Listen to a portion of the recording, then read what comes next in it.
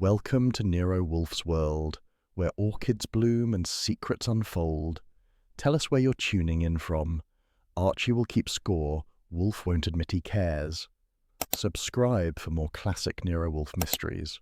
Every good mystery deserves good company, and a little gratitude between cases. A warm thank you to Norma, our newest patron. Your support keeps the orchids blooming and the mysteries alive. Join the circle of mystery lovers on Patreon. Link in description. Nero Wolfe and the Death of the Husky. If you've never heard a telephone sound like a death sentence, try answering one in Nero Wolfe's brownstone at 2:17 a.m. The city outside was running on steam and insomnia, the kind that hisses up from the pavement and seeps through the cracks in your soul. I'd been dozing on the office couch with a magazine over my face. Pure research, I'd tell Wolfe later, when the bell drilled the silence. I groped for the receiver and croaked, "Nero Wolfe's residence, Archie Goodwin speaking, and if this isn't about an inheritance, hang up."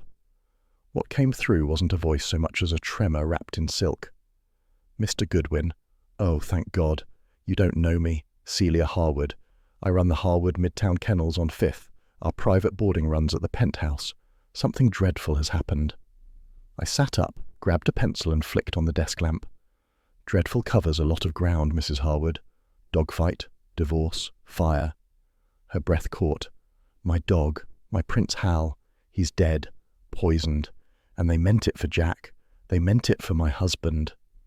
That last part woke me faster than the coffee Fritz brews. When a society matron thinks assassins have mistaken her husband for a husky, you either hang up or take notes. I'm paid to do the latter. "Poisoned how?" I asked. "Meat tossed into the run. The watchman found him, oh, the poor darling, but the note said, 'One warning.'" Her voice splintered. "They'll kill Jack next." "Maybe they just hate bad dog names," I said, buying time while my brain caught up. "Has the police seen it?" "I called you first. A friend said Mr. Wolfe. He can help anyone." That's what happens when a detective's ego travels faster than the subway. "He can, if he's awake," I told her, "and he won't be for another 5 hours. But please, money is no object.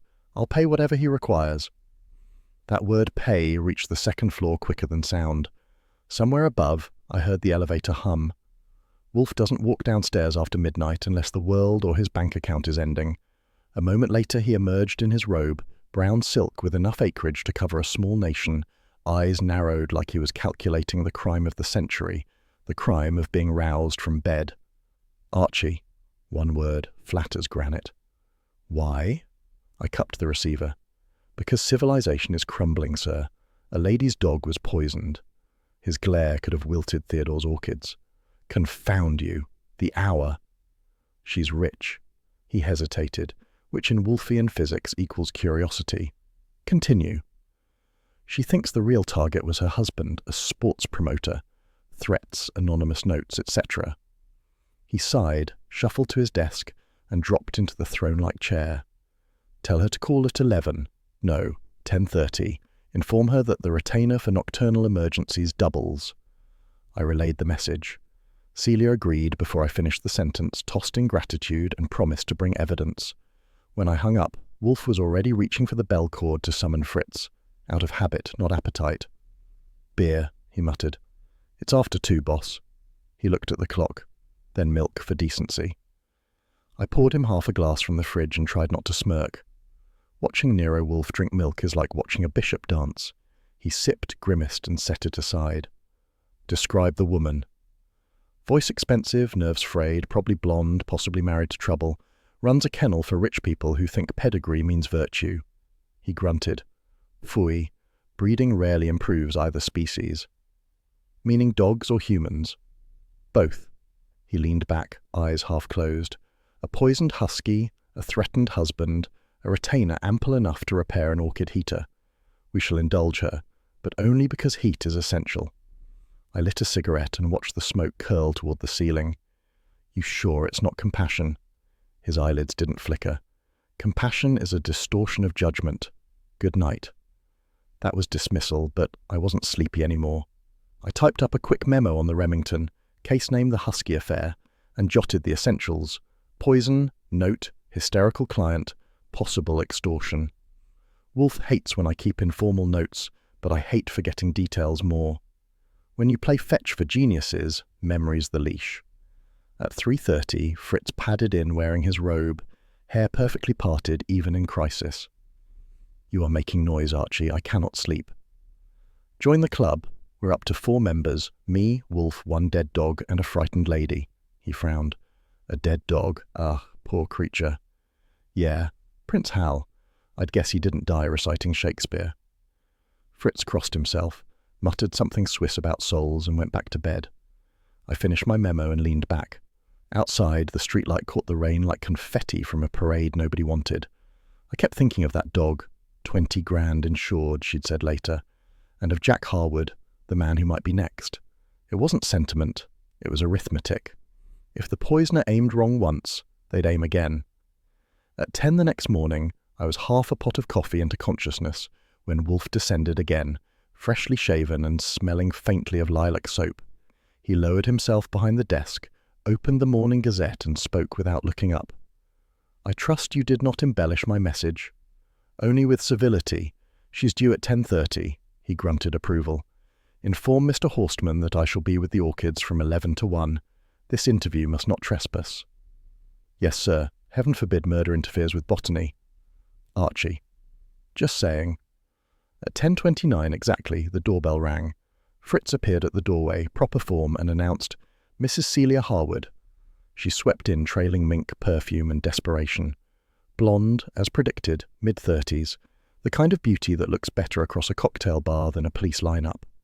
Her gloves trembled as she clutched a folded note. "Mr. Wolfe, thank you for seeing me.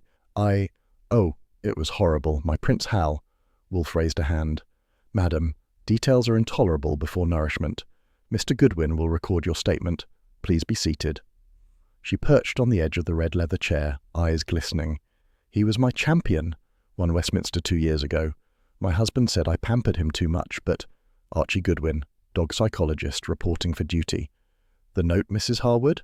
She passed it over. Plain typing paper, uneven letters. One warning. Next time the master dies. No signature, no smudges, just menace and ink. Wolfe examined it with tongs and sniffed. Machine-typed, elite typeface, the ribbon dry. "Archie, take it to Mr. Panzer for comparison when convenient." "Yes, sir."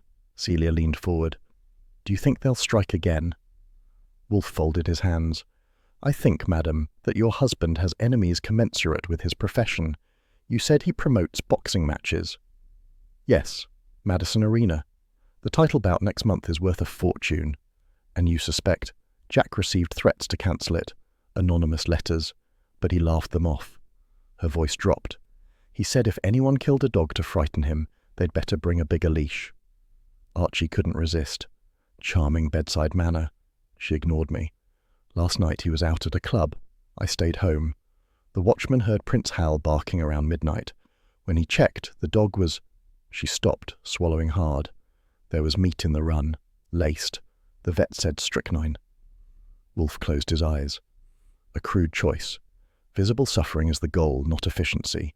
You are certain the police have not been informed?" I was afraid. Jack said publicity would ruin the fight, but I couldn't, so I called you." "Wise," Wolfe murmured. "Publicity corrodes truth faster than poison kills a husky." I glanced up. "That's quotable." He ignored me. "Mrs. Harwood, I shall consider your case. Mr. Goodwin will accompany you presently to observe the premises. You will, of course, leave a retainer." She opened her handbag and produced a checkbook with the kind of balance that explains mink in May.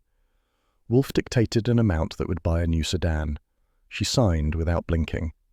As Fritz entered to announce lunch, Wolfe nodded dismissal. "We dine at 1. Return before then, Archie. A report before trout." Celia rose, visibly lighter. "Thank you, Mr. Wolfe. Thank you."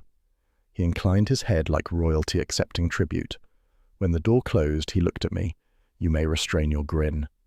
"Just admiring your bedside manner, sir." He sniffed. "Humbug. Go, and do not return with fleas." "Only facts," I promised, grabbing my hat, "and maybe a photo of the deceased for the album." He reached for the bell cord. "Archie?" "Yeah?" "Do not jest about death, even of animals. It diminishes you." That was Wolfe's version of tenderness. I saluted him with my fedora. Point taken, but if I ever start barking, call Kramer. He almost smiled. Pfui, go. I went. Outside, Manhattan blinked under a washed-out morning sun, and I thought of Celia Harwood's voice trembling through the wire. Money, vanity, pedigree, 3 breeds of trouble that always come housebroken until they bite. If you ever want to test Manhattan's soul, kill a rich lady's dog.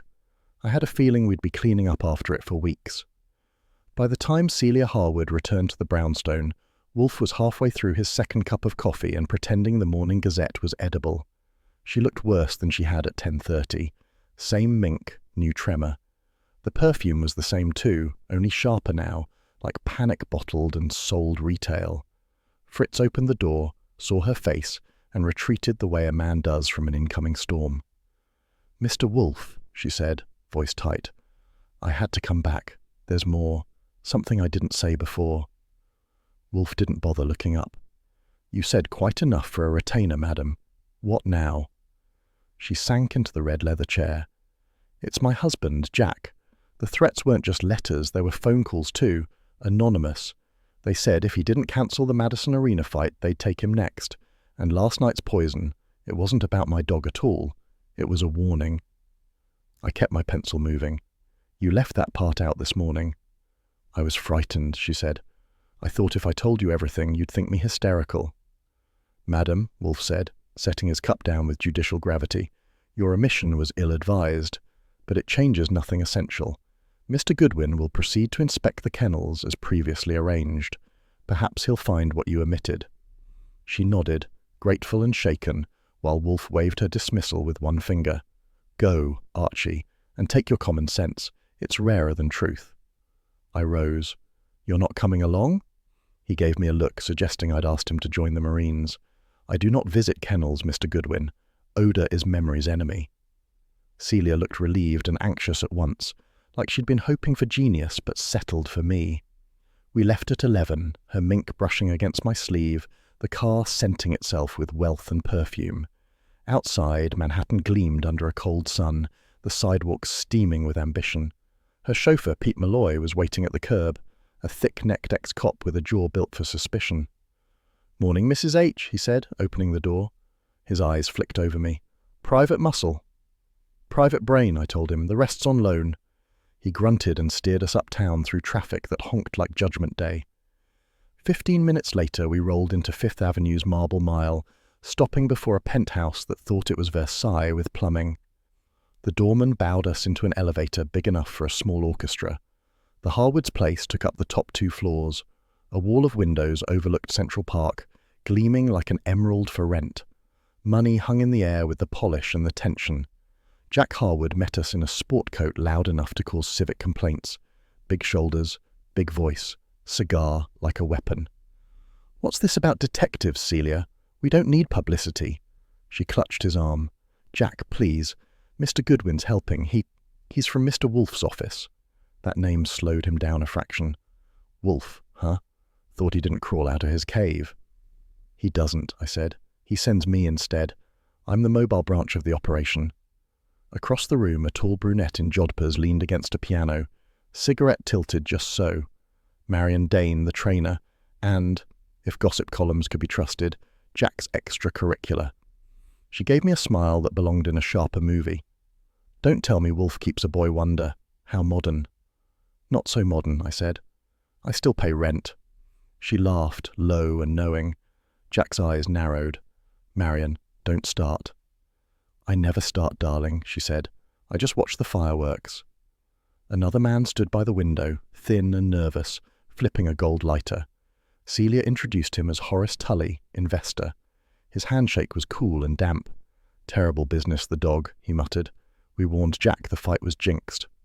"Warned?" I asked. He shrugged. "He's betting the house on that bout. If it flops, well, he'll need a smaller house." Celia flinched. "Horace, please." Jack barked a laugh. "Relax. I don't scare easy. Some punk poisons a mutt and suddenly it's a vendetta." That got me. "Mutt, huh? From what I hear, Prince Hal's pedigree had its own family tree in Town and Country. He probably had better healthcare than I do." Celia's eyes flashed. "He was magnificent." Marion exhaled smoke. "He was spoiled." Red herring, I thought automatically. Whenever suspects start arguing over adjectives, someone's hiding guilt behind grammar. Mind showing me the kennel? I asked. Jack waved toward a terrace. Out there, Dane runs it. The terrace was glass-walled, climate-controlled, and absurd, a private canine spa over Central Park. The runs gleamed with chrome bars and tiled floors. In the corner, a worker hosed down concrete while pretending not to listen. Marion led the way, hips swaying like the metronome of sin. Here's where your mystery begins, Mr. Goodwin. Hal slept here. The watchman found him at 1:30, convulsing. Vet said strychnine. I knelt, studying the floor. A metal bowl scrubbed. A scrap of meat behind the fence, dark, marbled, and wrong. I lifted it with my handkerchief. This left the wrong kind of bite. Anyone touch it since? Just the vet, she said. The worker piped up. I cleaned, miss, but only what you said. Jack's voice thundered from behind us. You keep your mouth shut, Eddie. I looked at him. Friendly staff policy. He glared. You don't run my house. Good thing, I said. I'd charge extra for kennel duty. Celia stepped between us. Please, Jack, let him work. I bagged the meat sample in wax paper from my pocket. You'll want to lock this in your icebox until the police get a taste. Where's the note? She hesitated. I burned it. Neat trick for evidence, I said. Why? Jack answered. Because no crank's threatening me. You tell Wolfe to drop it. He stomped back inside, leaving a cigar ghost in the air. Marion watched him go and smiled thinly. There goes loyalty on two legs. Yours or his? Both expired. She ground out her cigarette. Now, if you'll excuse me, I have dogs to train that still breathe. Tully lingered by the door. You think this'll reach the papers? Not from me, I said, but poison has a way of leaking. He paled. Good day, Mr. Goodwin. After they'd cleared, Celia sagged against the wall. You see how it is. They all hate each other. But I love him. Sure, I said. Love makes great alibis. Usually too great. Her eyes shone wet. You think I'd... No. I think you'd spend any sum to keep him breathing, which is why someone's bleeding you with fear. I took another look around. Behind the outer fence, something caught the light, a faint smear on the tile near the latch. I crouched. Glove prints, smudged but there. The killer had been careful, not clumsy. That ruled out amateurs. Back inside, Jack was on the phone barking orders about ticket sales. Marion pretended not to listen. Tully poured himself a highball too early for decency. The air felt crowded with secrets and money. Celia tried a smile. Will Mr. Wolfe help? He'll decide after lunch, I said. He has a thing about digestion and homicide mixing badly. On the ride back, Pete Malloy kept one eye on the mirror and one on me. Find what you wanted? I wasn't looking for what I wanted, I said. Just what's there, he snorted. A lot of people around here don't know the difference. That earned him a mental star. Ex-cops usually talk too little or too much. He was the just right kind. I filed it away. At 12:50 I re-entered the brownstone. Fritz was waiting at the doorway to announce lunch. Wolfe sat behind his desk, napkin folded like a treaty. Well, he asked.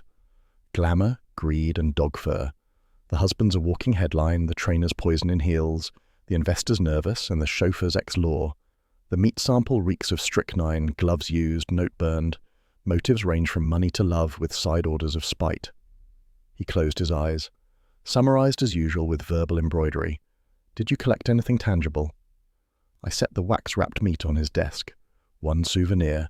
Handle carefully. It bites back. He nodded, not touching it. You will deliver it to Inspector Kramer this afternoon with our compliments. Kramer? You sure? He'll love that. I am sure. When one is innocent, cooperation is armor. When guilty, it is confession. I grinned. You're full of slogans today. Pfui. Sit. We eat. We moved to the dining room where Fritz presented trout and parsley potatoes. Wolfe ate in reverent silence. At 1:15 he finally spoke. Mr. Goodwin, this matter concerns loyalty. A creature obeys by nature, a man by choice. Observe which fails first. I poured his beer. You mean between dogs and their owners? I mean between people, he said. Dogs do not lie. Except about who chewed the slipper. That earned me the ghost of a smile. Your tongue, Mr. Goodwin, he said mildly. must remain sheathed until drawn with precision. I'll sharpen it on the way to Kramer's. He dabbed his lips. Do. And Archie, avoid theatricality. Leave that to me. I saluted him with the beer bottle. Roger that. If I find another dead champion, I'll send flowers from Fritz. He glared. Spare me levity at luncheon. I took that as the ritual closure, rose and grabbed my hat.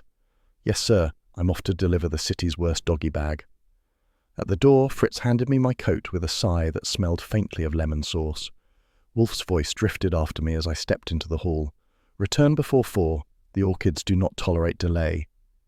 Neither does murder, I thought, but I kept it to myself. Outside, the city shimmered, bright, brittle, and already sniffing for blood. You can tell what kind of day it's going to be by the way Nero Wolfe reads the paper. When he holds it close enough to fog his glasses, it means Manhattan has outdone itself in stupidity. When he folds it into perfect squares, civilization is doomed. At 12:05 that day, he folded. Archie, he said, voice chilly enough to frost the orchids upstairs. Read. I leaned over his shoulder. The headline was doing cartwheels across page 1. Trainer poisoned, dog murder tie. Below it, a neat paragraph linked the death of Marion Dane, noted kennel instructor, to the previous night's Huskey fiasco. My name wasn't there, but Wolfe's was, twice, and neither mention was complimentary. I whistled. Fast work. The corpse barely had time to stiffen. Wolfe closed the paper and reached for the phone. Inspector Kramer, please. His tone made it sound like he was ordering soup. Kramer came on in a voice that had been smoked over too many cigars. You read it too, huh? Saves me a call. Yet you called, Wolfe said smoothly. Why? Because I don't like reporters saying you're on another body before the medical examiner even clocks in. Your client's at the centre, so I'm calling for a straight answer.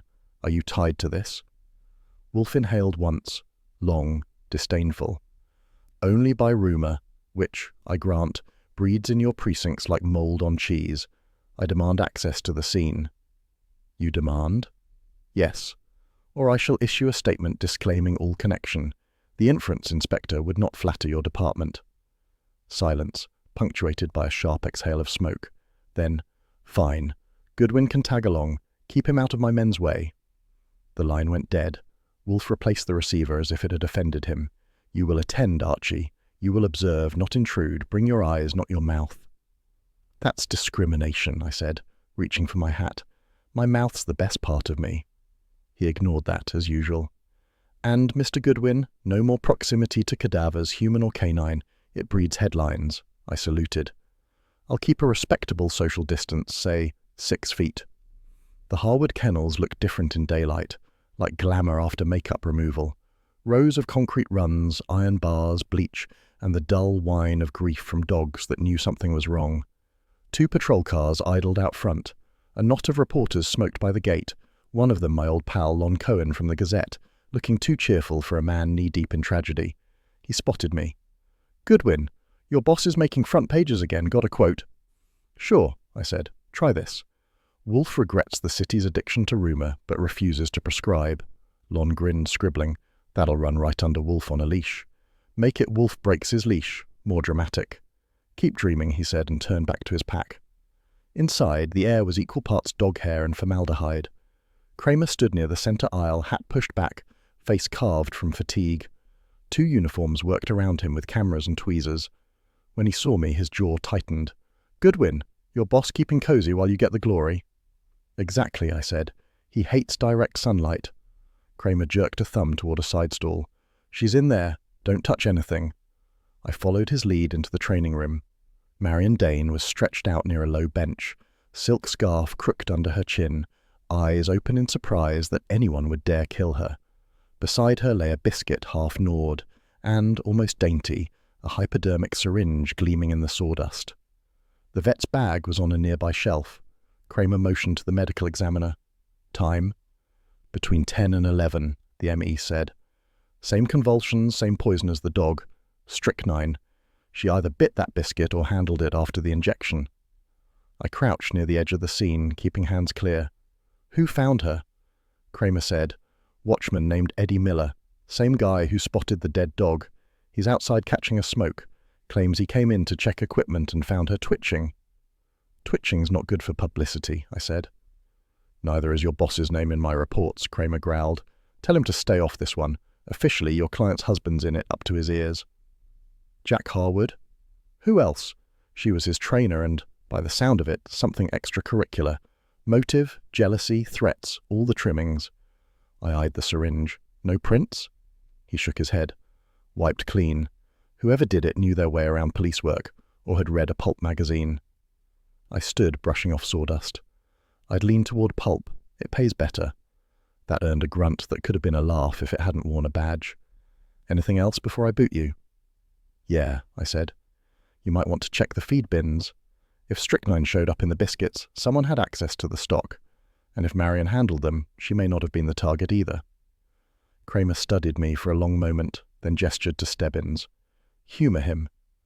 Pearly Stebbins, square shoulders, square head, square temper, grumbled something about amateurs but moved off toward the storage room. I followed at a distance. The bins were metal, sealed, each labelled with pedigree feed. Pearly lifted one lid, sniffed and nearly gagged. Smells like turpentine. Close, I said. Bleach.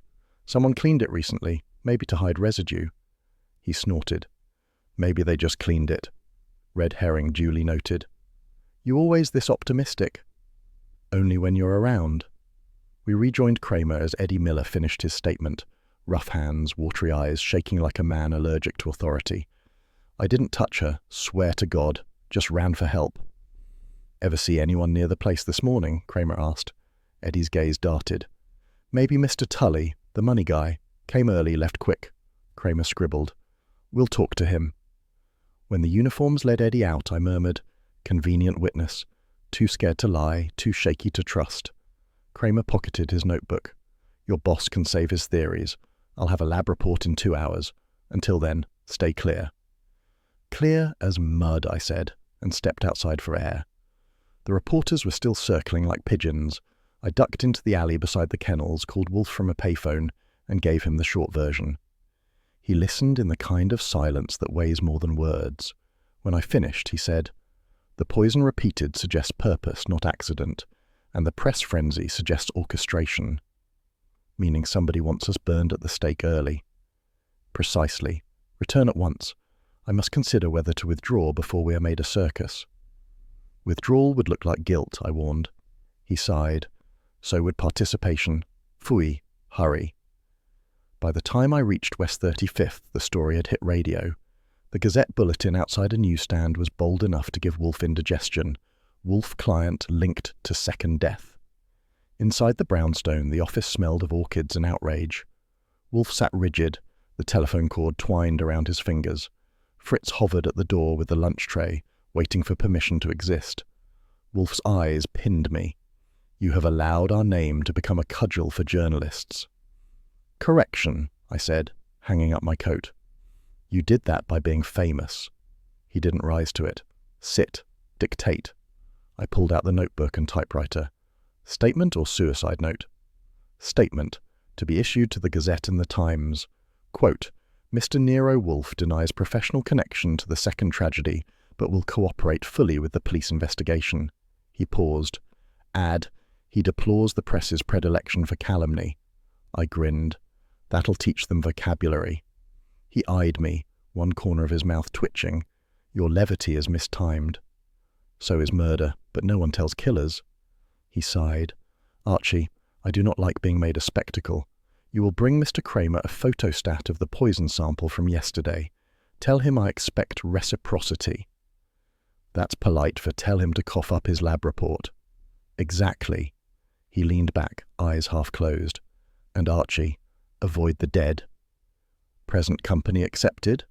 He opened one eye. That jest borders on insolence. Borders safe, I said, and went to the typewriter. The keys clacked like small gunshots. Outside, the city kept barking through sirens and gossip. Inside, Wolfe dictated until the rhythm calmed him.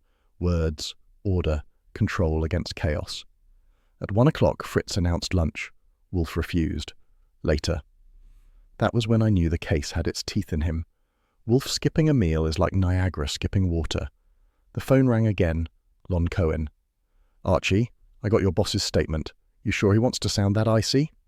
Heat sells papers, Lon. Let him be the ice cube, he chuckled.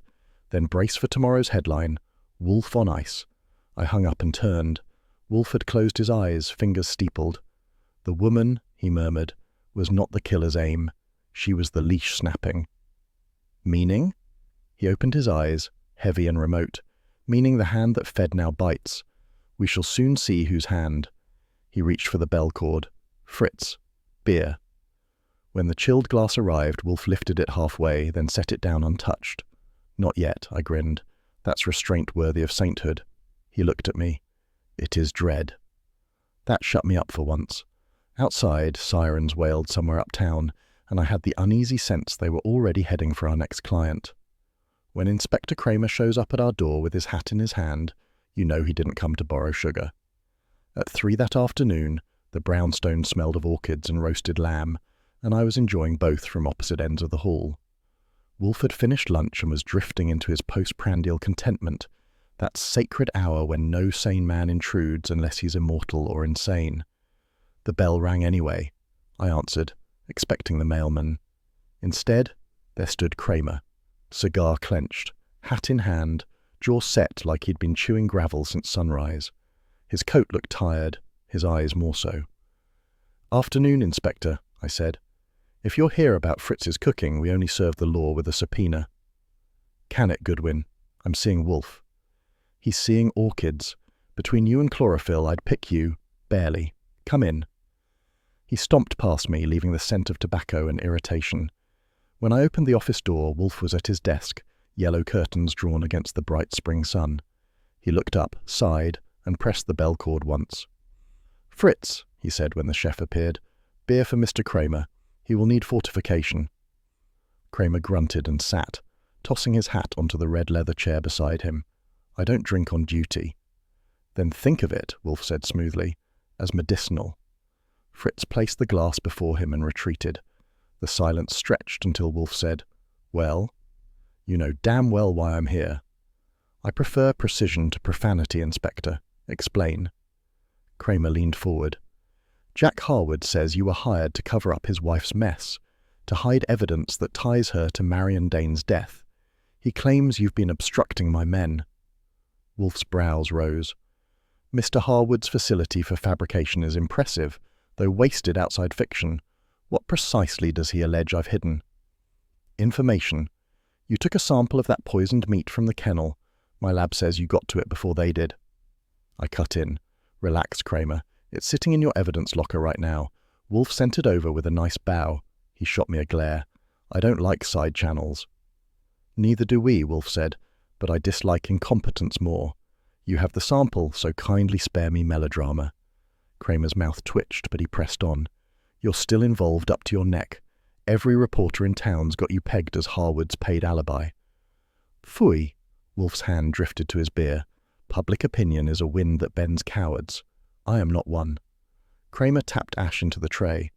"I've got a dead trainer, a poisoned dog, and a promoter up to his eyebrows in gambling money.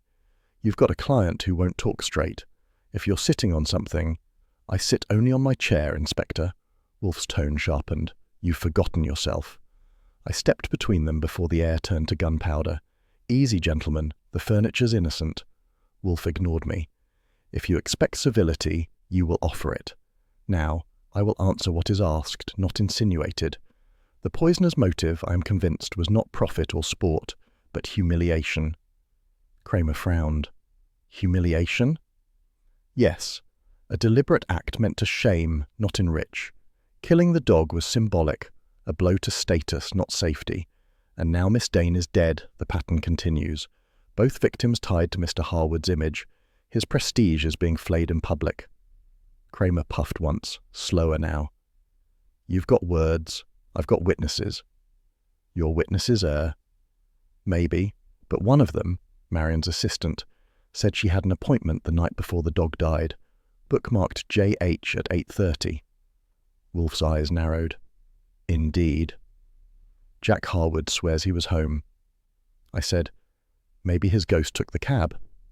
Kramer ignored me. "You're hinting somebody's trying to humiliate Harwood. That entry says maybe he's the one doing it." Wolfe folded his hands, fingertips touching. "Inspector, Your métier is facts, mine, interpretation. If Harwood wished to humiliate himself, he could simply talk to the press. No, someone else arranged these deaths. Someone close enough to understand that man's vanity. Kramer puffed again. You think it's the wife. I think, sir, that you think it is, and therefore you have blinded yourself. That earned him a long, quiet glare. You ever tire of talking down to people? Constantly, Wolfe said. Yet necessity endures. I hid a grin behind my notebook. Every time you leave here, Inspector, I half expect the wallpaper to file a complaint. Keep it up, Goodwin, Kramer said without heat. I might deputize you just to make you miserable. Wolfe's voice slid back in, calm as a snowfall. May we return to logic? The poison's repetition suggests ritual, not panic. A mind rehearsed in control, domination. The same impulse that breeds pedigrees, that trains animals, that manages fighters for profit. Domination, Inspector, is both motive and method. Meaning what? Meaning the killer exerts mastery by destruction. To kill a prize dog before witnesses is to wound a man's authority. To kill the woman who handled the dog, who may have held power over him, compounds that humiliation. This murderer disdains wealth. He craves supremacy. Kramer's brow furrowed, chewing the theory like unflavoured gum. It's pretty, Wolfe, but I deal in things I can book. Fingerprints, footprints, motives that fit indictments. Then expand your indictments. I have furnished motive enough. He sighed, rubbed his temples, and finally reached for the beer. Hell, you might even be right. My men's timeline doesn't line up clean. If Harwood left that party early like he said, he could have met Dane at 8:30, but nobody saw him till 9:15. You're saying someone used that gap to set him up? Precisely. Someone aware of his schedule and confident the police would leap as you have. That took the fight out of him. He drained the beer, set it down carefully. All right, I'll have them recheck witness statements. Splendid. Wolfe's tone almost thawed. And Inspector, restraint please. If you hound the woman, the real culprit will vanish. Maybe, but if I don't, the DA will have my hide. Your hide, Wolfe murmured, has survived greater perils. Kramer stood, squaring his shoulders. You know, Wolfe, you're impossible. But I'll give you this. Your story fits better than mine. That, Wolfe said, is why you come here. He grunted acknowledgement and reached for his hat. I'll keep you posted, but if Harwood pulls another stunt, he's mine. Wolfe inclined his head. As you please. Kramer paused at the door. And, Wolfe, thanks for the beer. Pfui, you're welcome. When he was gone, the room exhaled. The afternoon sun filtered through the yellow curtains, catching the dust like slow snow. Wolfe stared at it for a long moment before turning to me. You see, Archie, even the honest man must bend when his world demands proof. Sure, I said. But if you bend far enough, you start looking guilty too. Indeed. He gestured toward the discarded newspaper. Note how swiftly public judgment supplants reason. Today's headline, Wolfe on a leash. Tomorrow's will be Wolfe off his chain. Calumny is inexhaustible. Lon Cohen's just trying to keep his editors happy, I said. You should try it sometime. Keeps the ulcers lively. He sighed. Mr. Goodwin, your humour is a poor condiment for truth. Maybe, but it helps it go down. I flipped open my notebook. Want me to type up a memo? Yes. Note the salient points. Miss Dane's appointment with J.H., that will matter. Also, Harwood's reaction to the second death as reported by Inspector Kramer. Rage, not grief. Rage is the mask humiliation wears. I typed, keys clacking like teeth. Wolfe closed his eyes, savouring the rhythm. Outside, the traffic hummed and the city breathed its usual mixture of sin and noise. When I finished, I read it back. Good, he said. File it. And Archie, under no circumstance are you to see Mr. Harwood alone. He is volatile. That's one of my charms, I said. Not to me, he replied, but there was a faint flicker behind the words. Sure, I'll wear armour. Do. My patience is not expendable. The phone rang then. I got it. Lon Cohen again, voice bright. Archie, tell your boss I just printed that he's denying everything and predicting the killer's driven by wounded pride. Makes great copy. You boys should charge by the adjective. Thanks, Lon. We'll send you the invoice. I hung up. Wolfe's brows drew together. Predicting? Relax. It makes you sound prophetic. He gave a low growl that could have shaken the orchids upstairs. Profits are slain by mobs, not paid by clients. Pfui. At that exact moment, Fritz appeared at the door. "Excuse, Mr. Wolfe, the lamb will cool." Wolfe lifted one massive hand. "Then we shall not offend it by delay." He rose, no easy sight, and started toward the dining room. At the doorway, he stopped. "Archie, do not let Inspector Kramer's fatigue blind you to his virtue. He is the rarest of men, an adversary worth one's respect."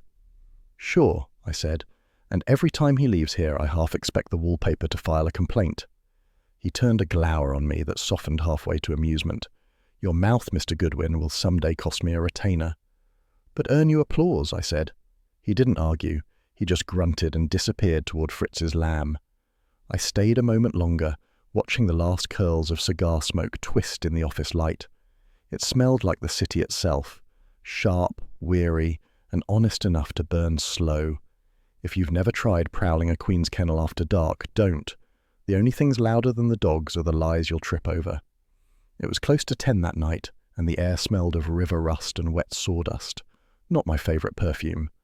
The Harwood mess had hit the papers hard, and Wolfe had decided the best way to keep our heads above the stink was for me to go wading. The address had come from Marion Dane's ledger, unearthed in a side drawer of her training office by one of Kramer's men, and kindly photostatted for us through channels I won't name. Wolfe had spent the afternoon humming through it like a monk over scripture. When he'd found a column of payments marked Baron QNS, he'd pushed back from his desk and glared at me. "Mr. Goodwin, investigate this Leo Baron. A nocturnal errand if need be." "It usually is," I told him. "Queens after dark, my idea of paradise." He'd sniffed. "Pfui, there is no paradise east of the East River." Which is how I found myself dodging puddles on an industrial side street near the river, under a flickering neon sign that read Baron Kennels, champions bred and boarded. The barking rolled out in waves, deep, shrill, lonely, and hungry. Inside, the office looked like a bookie's parlour in need of prayer. The walls were papered in curling photos of sleek dogs beside their trophies. Behind a scarred desk sat a man who had once been small enough for a jockey saddle and mean enough to bite the horse. Leo Baron, lean, dark, face creased like old leather, one eye half closed as though weighing you. "You Goodwin," he rasped. "That depends who's asking." He grinned without humour. "A guy who knows a snoop when he smells one. What's Wolfe want from me?" Conversation, the kind that saves time. I sat uninvited. "You knew Marion Dane." He spat into a paper cup. "Knew her, worked with her, fought with her, same as anyone in this racket." "She ever blackmail you?" He barked a laugh that startled half the kennels. "Blackmail me? Lady, I had nothing to steal but debt. Ask Harwood, she bled him plenty." I kept my pen moving, casual. "How?" "She had him by the pedigrees. Harwood's mutts ain't half as royal as he says. Dane handled his paperwork, registry forms, breeding certs, all fancy. She cooked a few, sold 'em as purebred champions. He made a fortune in stud fees till she wanted her cut." I whistled. Pedigree fraud. Cute trick for a dog lover. "Dog lover?" Baron snorted. "She loved cash. The dogs were props." He leaned back, lighting a cigarette that glowed in the gloom like a warning. "You tell Wolfe he's nosing in a pit full of fleas. Harwood's fight biz ain't the only thing crooked in that family. Celia's brother runs a printing press for dog papers. Ask him where the ink dries." I jotted the name he mumbled. "Carl Denneker," a new piece on the board. "You're helpful tonight, Baron. Must be the moon." He eyed me. "Don't push it, Seamus. You're on private property." "I'll leave when the conversation stops wagging." He flicked his ash, and 2 men appeared from the kennel door, big, lumberjack shoulders under grimy shirts. One carried a leash chain coiled like a whip. "Conversation's over," Baron said softly. "Funny," I said, standing. "I was just warming up." The first one lunged, catching me by the lapel. I ducked, swung low, and hit ribs. The second grabbed a fistful of my coat. I introduced him to a filing cabinet. He retaliated with a right that brushed my jaw, enough to sting and annoy. Baron barked, "Don't kill him, idiots." Always good advice, but hard to guarantee. The first man swung the chain. I ducked again, knocked a lamp into his face, and the room went dark. Then came headlights through the window, cutting a white stripe across the chaos. A car door slammed outside, and a familiar silhouette filled the doorway. Saul Panzer, flat cap low, calm as a surgeon. He didn't draw a gun. He didn't need to. Saul has a way of standing that makes violence rethink itself. "Archie," he said mildly. "Trouble?" "Nothing serious. Just a kennel misunderstanding." Baron froze, squinting. "Panzer? You working with him?" "Always a surprise who shows up at feeding time," I said. Saul stepped forward. "Gentlemen, Mr. Goodwin's leaving. You'll let him." The thugs hesitated, then backed off. Baron muttered something about trespass, but Saul's quiet eyes shut him down. We stepped into the yard. Under the floodlights, the kennels gleamed like cages of silver wire. Dogs paced inside, restless, watching. Their breath steamed in the cool air. Saul pointed toward the far run. "Look at that." Near the fence lay a half-buried notebook, edges wet, pages stiff with dirt. I knelt and pulled it out. Small ledger, initials MD embossed faintly. Marion Dane's handwriting filled the pages in tight slanting rows. Numbers, payments, breeding codes, names. Harwood, Baron, others I didn't know. The missing link Wolfe would chew on for hours. I snapped a few notes and tucked the ledger inside my coat. "If Baron asks, tell him I borrowed a souvenir." "He'll know," Saul said. "Good. Keeps the friendship warm." We drove back toward Manhattan, headlights slicing through river mist. Saul handled the wheel like it owed him money. "Thanks for the rescue," I said. I was about to explain diplomacy with a chair. "I figured," he said. "Wolfe called, said you were overdue and likely annoying someone. He knows me well." By the time we crossed the bridge, the skyline rose like a jagged crown.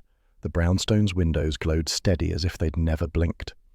We arrived at 11:45, just shy of orchid bedtime. Inside, the office smelled faintly of beer and sandalwood.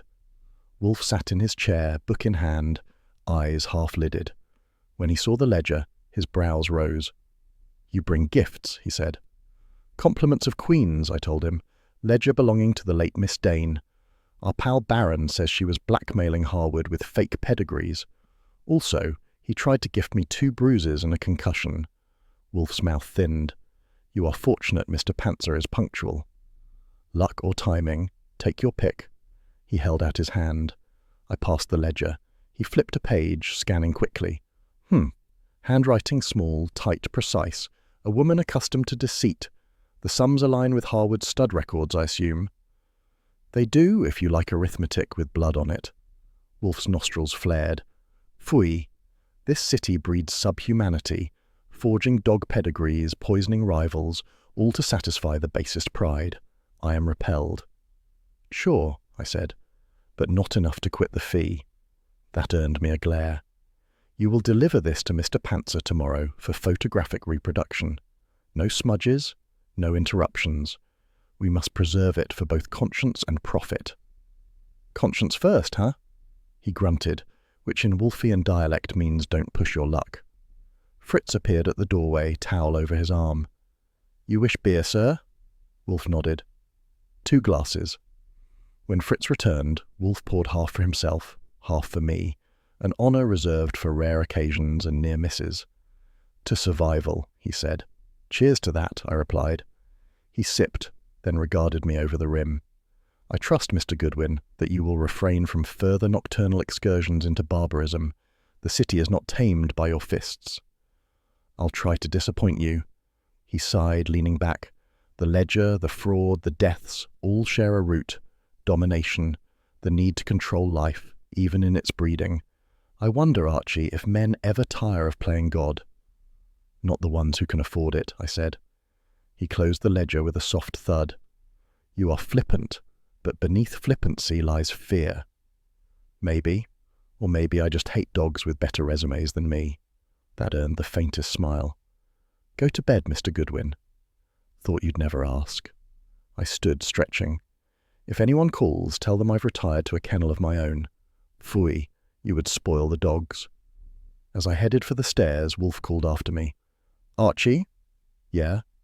"Thank Mr. Panzer tomorrow, with sincerity." "Sure," I said. "He saved my skin. Again." "Indeed," Wolfe murmured. "And I prefer my assistant unmarred. Sleep well." Coming from Wolfe, That was a Hallmark card.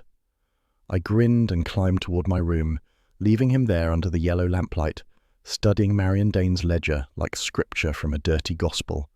The orchids would wait till morning. For now, his worship was arithmetic and deceit. Outside, the city hummed, dogs barking, river glinting, lies breeding faster than pedigrees. A husky's bark in Queens, I thought, sounds just like a boxer's growl in Madison Square. Either way, somebody's always biting. There are two sounds that mean Nero Wolfe is enjoying himself. The gentle hiss of the elevator at 11 sharp when he ascends to his orchids, and the slow click of the typewriter when I'm forced to immortalize his wisdom. At 10 that morning, the elevator was resting, but the typewriter was bleeding. Wolfe had decided to dictate a memorandum on pedigree chicanery, which he said was an emblem of moral decay in both man and mammal. I was halfway through the third page when he stopped mid-sentence, frowning at the ledger from Marion Dane's kennel, which lay open beside his beer glass. His forefinger traced the spine, then froze at a jagged edge. "Confound it," he muttered. I looked up. "Grammar or life in general?" He didn't answer. Instead, he held the ledger up like a wounded bird. "Observe." I leaned over. One page had been torn near the binding, cleanly, recently. "You think someone stole a line about collie vitamins?" "Phooey. The sequence of entries ends with March 12th. The next surviving page resumes March 14th. A day missing. More precisely, a payment missing. Someone removed the evidence of a transaction too damning to exist." "Meaning Harwood?" "Or one of his associates. But the pattern is suggestive." He tapped the columns with his thick finger. Each entry denotes a stud fee or breeding commission with Marion's initials. These 2 days coincide with the issuance of the insurance policy on Prince Hal, the dog that died. Ergo someone doctored the policy. Wolfe inclined his head. "Fraud, Mr. Goodwin. Insurance fraud. And possibly murder by extension." That was the moment Fritz appeared at the doorway, napkin over his arm, wearing the serene expression of a man whose roast lamb could cure nations. "Lunch is ready, sir." Wolfe glared. "Must it be?" "Yes, Mr. Wolfe," he sighed, closing the ledger as though burying a body. "Food and intellect are twin tyrants. Both demand digestion." "Tell that to Kramer," I said, locking the typewriter. "He chews his theories raw." Wolfe's lip twitched. He is constitutionally immune to refinement. Fritz's voice softened. "Soup first, then lamb." Wolfe rose, muttering about interruptions, and moved toward the dining room like a reluctant monarch. I followed to make sure he didn't declare war on the cutlery. Lunch took the usual hour and 15 minutes, enough time for the rest of New York to make mistakes. When we returned to the office, I found him seated again, napkin folded precisely, ledger reopened. "You will visit Mrs. Harwood," he said without preamble. "We require the duplicate ledger page. She may not know she has it." "She'll love that," I said. "It's been days since she's thrown anyone out." "Good," Wolfe said. "Exclusion illuminates motive. Fifth Avenue at 3 o'clock looks like a perfume ad, all gloss and gilt. Celia Harwood's penthouse hadn't improved since my last visit. Too much light, too much silence, and too many servants trying not to listen. She met me at the door in a pale blue dress that probably cost more than my car. Her face, though, had less polish.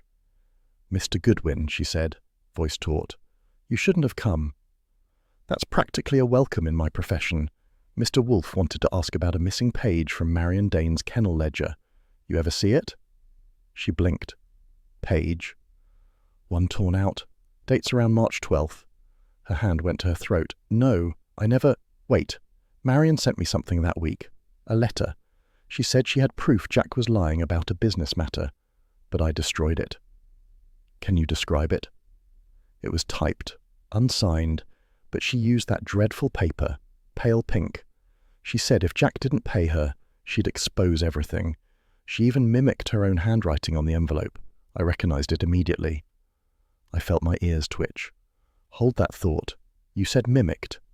She hesitated. "Yes, I mean, she had a very distinct hand, but later I compared it to another letter from her, and it wasn't identical. It was an imitation."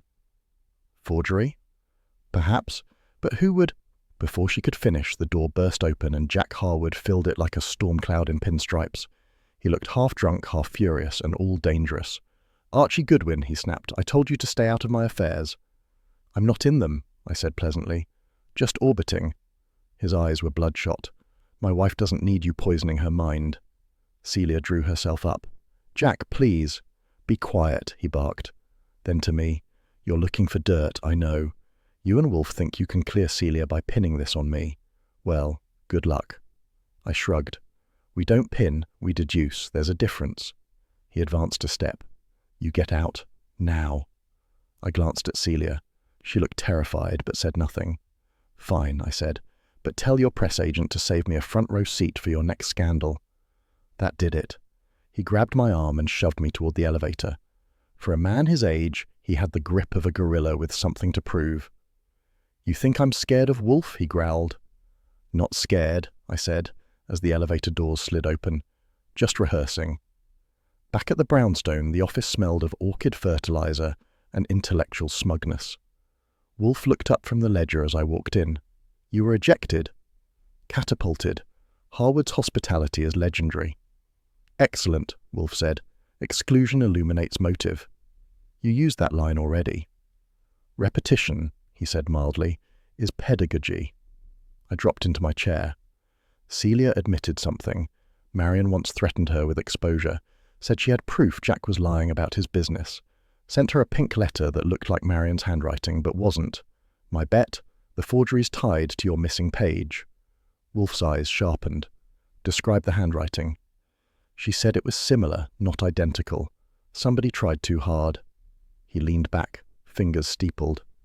"So, a forged threat, a torn ledger page, and an insurance policy benefiting Mrs. Harwood. The nexus is clear.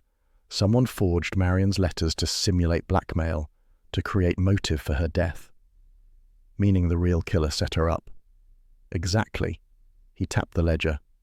"Forgery, mimicry, both instruments of deceit. The same principle as the pedigree fraud.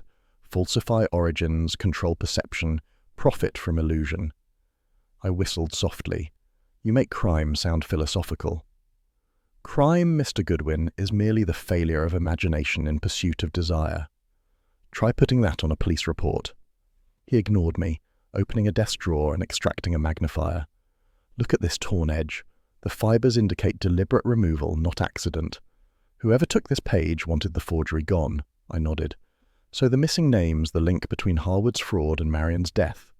Wolfe grunted assent. "And the forger's identity will prove it. We shall find them." Fritz entered again, this time carrying a tray with coffee. "Dessert, gentlemen." "Later," Wolfe said curtly. Fritz blinked. "But later."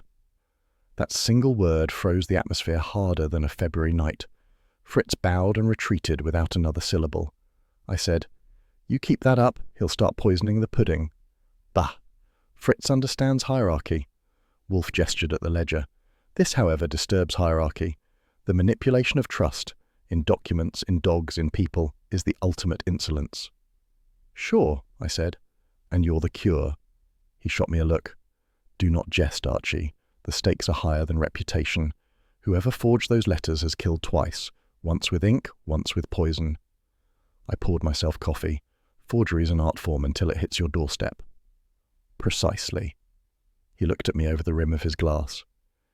"You will visit the insurance office tomorrow, obtain a copy of the policy on Prince Hal, examine the signature on the claim, compare it with Mrs. Harwood's." "You think she signed it early?" "I think," Wolfe said, "someone wanted her to appear guilty and only mimicry could achieve that." I took a sip. "And if it turns out she is guilty?" "Then," Wolfe said softly, "we shall find who taught her the art." The clock struck 4, orchid hour. Wolfe stood, stretching his bulk like a bear disturbed in its cave. "The orchids require me. Mr. Goodwin, type your notes before dinner. Accuracy fades with appetite." "Yours, maybe," I said. "Mine improves." He gave a small grunt, amusement or warning, take your pick, and vanished toward the elevator. The sound of its gears hummed through the walls like distant thunder. I sat at the desk, rolled in a fresh sheet and started typing. Outside, the city yawned, tired, grey, honest enough to stay corrupt. The case was growing teeth, and one of them had my name on it. But for now, the brownstone was steady, the typewriter obedient, and the day's only casualty was my lunch break. If you ever want to test the moral pulse of New York, start with a Harlem pharmacy after dark. They sell everything up there: aspirin, gossip, and, if you ask right, a pinch of sin in a paper bag. It was 9:10 when Saul Panzer and I stepped off the curb on 125th Street, where the neon signs blinked like nervous eyes and the air smelled of iodine, tobacco, and cheap perfume. The shop was called Lang's Apothecary, wedged between a pawn shop and a gospel mission. A bell jingled as we entered. Behind the counter stood a thin man in a white coat that looked too clean for the neighborhood. His hair was slicked straight back, his eyes watchful. "Evening," I said, giving him the kind of smile that promises cash but delivers conversation. "You Lang?" He nodded, cautious. "Who's asking?" "Archie Goodwin. I'm helping a man who collects orchids and headaches. You may have met one of the latter recently. Strychnine order last Thursday." He blinked. "We don't sell poison." "Then you've been asleep at the switch, friend. The NYPD traced a purchase to your shop. Inspector Kramer's warming a chair with your name on it." That got his attention. "Wait," he said quickly. Yes, a man did buy it. Said it was for a vet, dog treatment. He had a prescription slip." "Mind showing it?" Saul asked in his quiet voice, the one that could talk a confession out of a corpse. Lang hesitated, then rummaged under the counter and produced a folded paper, slightly smudged. I took it. The handwriting was neat, confident, signed Dr. Arthur Dane. I looked up. "You ever meet Dr. Dane?" Lang frowned. "Sure. He used to come by years ago. Nice man, but he's dead," I finished, which makes him a better alibi than most. Saul gave me a look. "Description of the buyer?" Lang nodded nervously. "White man, mid-30s, broad shoulders, chauffeur's cap, paid cash." "Name?" "Malloy. He wrote it in the log, said it was for Mrs. Harwood's kennels." I whistled. "Pete Malloy, the Harwood's driver. That fits the license plate we saw near Marion Dane's place." Lang's face went pale. "Is he—" "Still breathing," I said. "But for how long depends on your accuracy." We left him sweating and crossed the street to a diner phone booth. Saul waited outside while I called Kramer at headquarters. He answered with his usual warmth. "Yeah?" "Goodwin, we've got your poison peddler, Harlem pharmacy, name's Lang. He says Pete Malloy bought the strychnine with a forged prescription signed by Marion's dead father." There was a pause long enough for me to imagine Kramer chewing his cigar down to sawdust. "You sure?" "Sure enough to stake your badge." "That'll do," he growled. "Sit tight." But sitting tight's never been my sport. By the time Kramer's men got there, Saul and I were back in the car, heading for West 35th Street. The night air had turned damp, and the city looked like it was sweating secrets. When we reached the brownstone, the office light was burning low. Wolfe was in his chair, reading Culinary Quarterly and frowning at the world. "You were absent past your deadline," he said as I entered. "I was communing with pharmacists," he grunted. "A sterile species." I dropped the forged prescription on his blotter. "Souvenir from Harlem. Malloy bought the strychnine with that. Signed by a ghost, Dr. Arthur Dane, deceased 3 years. Wolfe's eyes narrowed. "Phooey, it is the habit of the guilty to forge authority. They find sanctity in imitation." "Kramer's about to find satisfaction in handcuffs," I said. "He's sending men to haul Malloy in." Wolfe raised a brow. "Too easy." I sighed. "You always have to ruin a perfectly good arrest." "Arrests, Mr. Goodwin, are crude approximations of justice.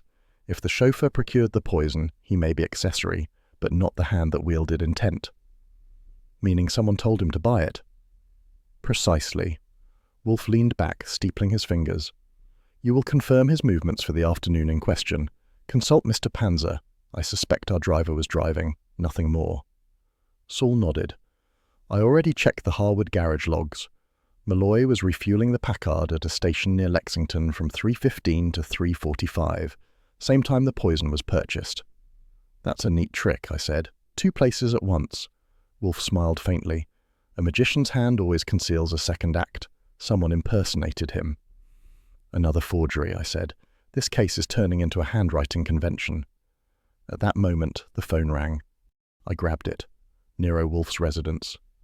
"Goodwin," Kramer's voice barked through the line. "We've got Malloy. He's shaking like a leaf. Claims he never bought any poison." "Then he's telling the truth," Wolfe said loudly enough for Kramer to hear. "What's that?" "Tell the inspector," Wolfe continued, "that his suspect is innocent by virtue of redundancy. The true culprit mimics legitimacy to mask deceit. Forged signature, forged errand, forged guilt." "Speak English," Kramer snapped. "He means you've got the wrong man," I translated. "Then who?" "I don't know yet," Wolfe said. "But when I do, I'll tell you, not before."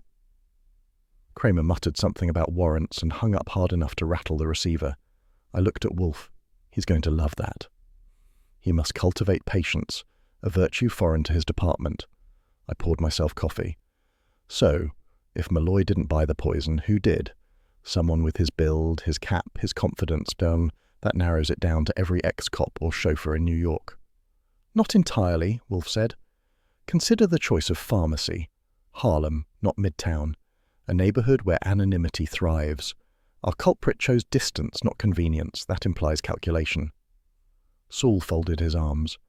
"Then it's someone close to the Harwoods, but outside their circle, enough to know Malloy's routine." "Excellent," Wolfe said. "We are narrowing the ring." I leaned back. "And what about the prescription? Using Marion's dead father's name. That's not just forgery, that's theatrical." Wolfe nodded. "It appeals to the macabre, a dramatist's touch. Whoever forged it wished to evoke irony. The daughter slain by a poison bought under her father's name, a poet of malice. Sounds like someone with too much time and a twisted sense of humor." "Indeed, and you, Mr. Goodwin, will find them."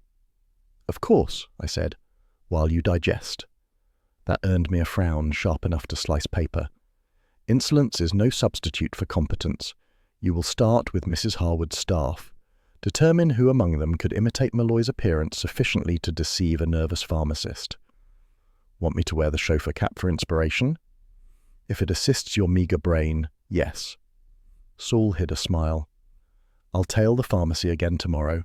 See if anyone comes back to smooth the trail." Wolfe nodded approval. "Excellent. And you, Archie, telephone Lon Cohen.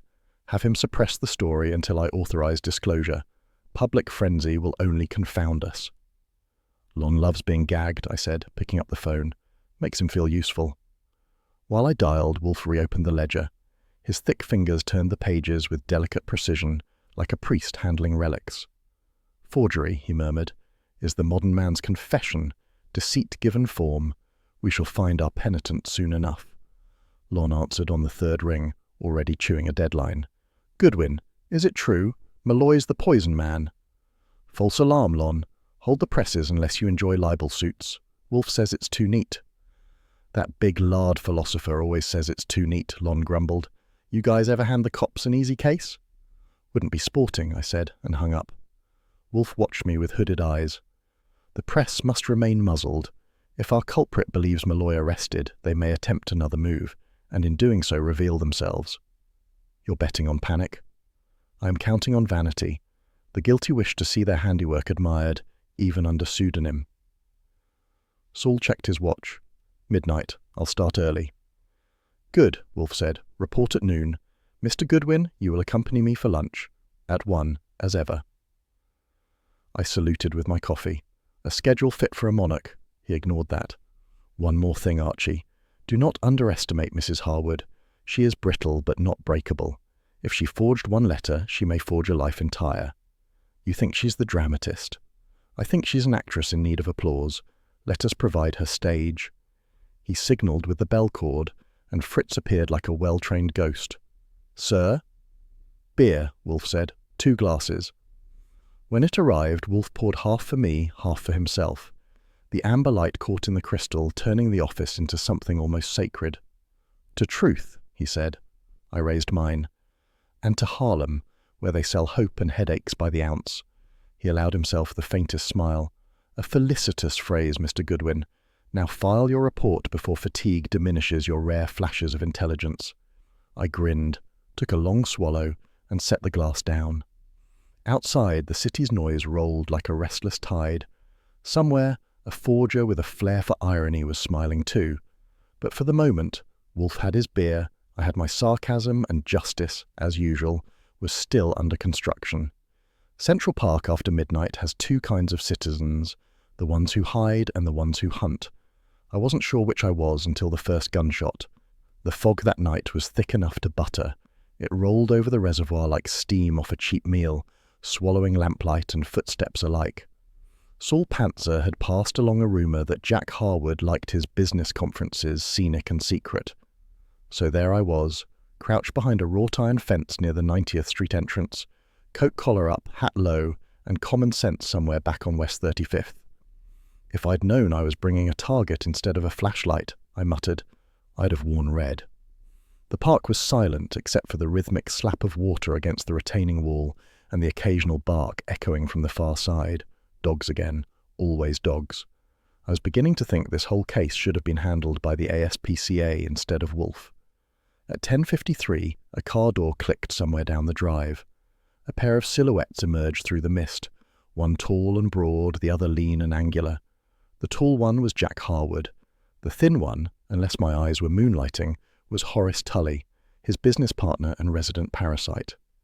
They walked close to the railing, arguing in low tones that carried just enough for me to catch the rhythm, not the words. Tully's hands moved sharp, cutting the air. Harwood's were fists at his sides. "Don't be a fool," Tully hissed. "You can't keep it quiet forever."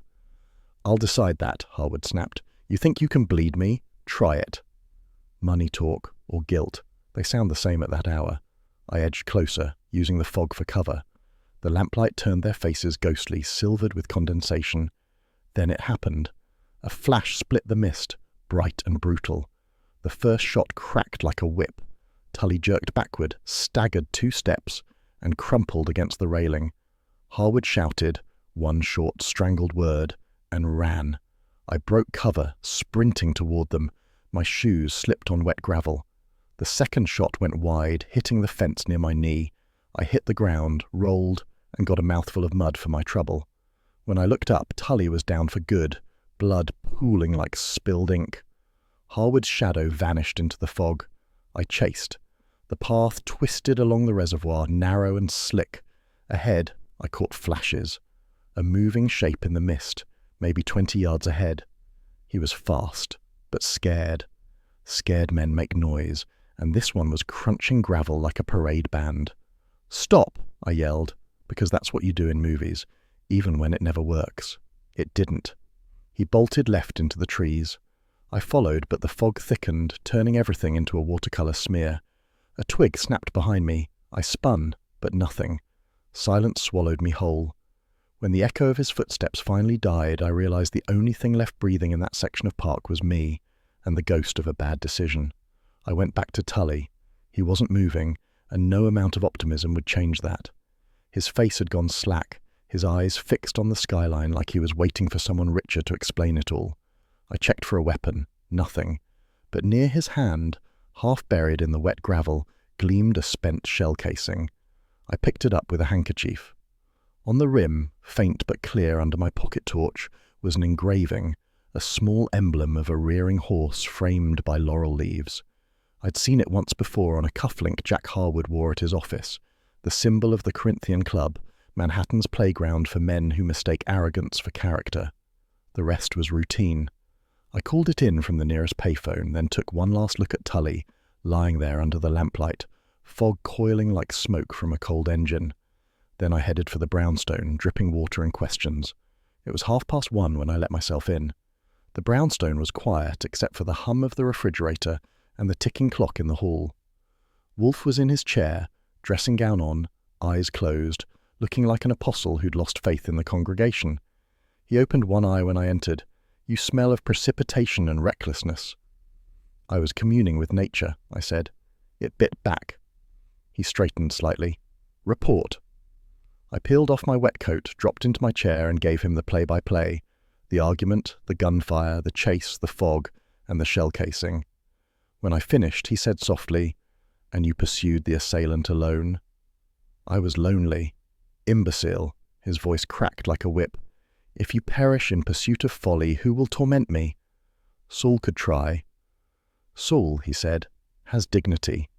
I grinned. "And I've got bruises." He sighed, not out of pity, but the kind of exhalation that means the world has, yet again, failed to behave. "Describe the casing." Brass, small caliber, engraved with a private club emblem, horse and laurel. Corinthian Club, you know it. An establishment for the idle and well-fed. I am acquainted with its cuisine, not its clientele. That emblem, however, is significant. Only members receive personalized munitions for the club's shooting range. I blinked. They print logos on their bullets? Ego manifests in absurd ways. Wolfe took the casing delicately with a napkin and held it to the light. This is not merely a murder. It is a declaration, one gentleman informing another that privilege extends even to homicide. That's a nice line. You want me to save it for the papers? He ignored me. Tully was an investor in Harwood's ventures, yes? Right. The guy who financed half of Harwood's crooked fights. Maybe he was threatening exposure. Exposure seldom kills, fear of it does. Mr. Harwood's rage tonight will either vindicate him or destroy him. I nodded. So, what's next? You will go to bed. Sure, right after I file this report. He frowned. Archie, your stamina for insolence is prodigious, but tomorrow the police will swarm. Inspector Kramer will be ravenous for someone to blame. We must prepare. Kramer's always ravenous. This time, Wolfe said quietly, his appetite may include you. I raised a brow. Me? You were at the scene, chasing shadows with a firearm echoing in your wake. In fog, perception blurs. Someone may insist they saw you flee. I gave a low whistle. Nice. Maybe I should have left a calling card. You left footprints. The park police will find them. Then what do you suggest? He tapped the casing. That you remain here tomorrow. I shall manage Kramer. My word, however reluctantly accepted, will suffice. I leaned back. I never thought I'd live to see you volunteer as my alibi. He scowled. Do not be sentimental. Protecting my assistant is a matter of self-preservation. You are, regrettably, irreplaceable. That's the sweetest thing you've ever said. Phooey. The bell rang just then, sharp, urgent, cutting through the quiet like a thrown knife. Wolfe stiffened. At this hour? I went to the door, half expecting Kramer's cigar smoke to come billowing in first. Instead, Saul Panzer stood there, collar wet with fog. He handed me a small envelope. Found this near the park exit, he said. Someone dropped it during the confusion. I opened it. Inside was a membership card from the Corinthian Club, embossed in gold, belonging to Jack Harwood. I showed it to Wolfe. His eyes narrowed. Hubris leaves its own trail. Yeah, I said. But he's still running. Then we shall let him run, Wolfe said calmly, until he circles back into his own trap. Sit, Archie. Write your notes. I must think.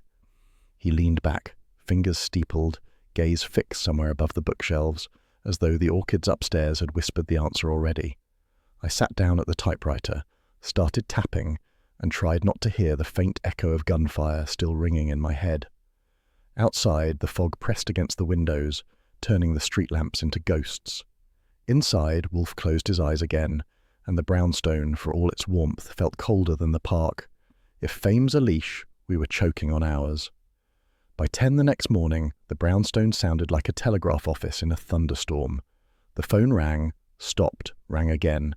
Typewriter keys clattered in the Gazette's offices across town, and somewhere in Manhattan a copy editor was laughing his head off over the headline that had just made us poison in print, Wolfe client in triple death scandal. It was a beaut. Bold type, front page, and Lon Cohen's byline sitting underneath like a guilty conscience. The Gazette had always liked us. Lon had run our successes with just enough hyperbole to make Wolfe grumble and me look heroic. But this time the copy wasn't friendly.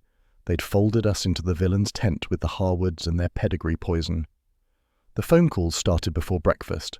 Clients cancelling, reporters fishing, one woman demanding we be shut down before we kill again. Wolfe had read the paper in silence. That in itself was more dangerous than an explosion. He'd sat there, robe immaculate, lips compressed, eyes unreadable. Then, without a word, he'd folded the Gazette neatly and set it aside like an obituary notice. Fritz, he'd said finally. No breakfast. Bring beer. That was at 8. By 9 he'd gone up to the plant rooms and stayed there. The orchids, at least, wouldn't judge him.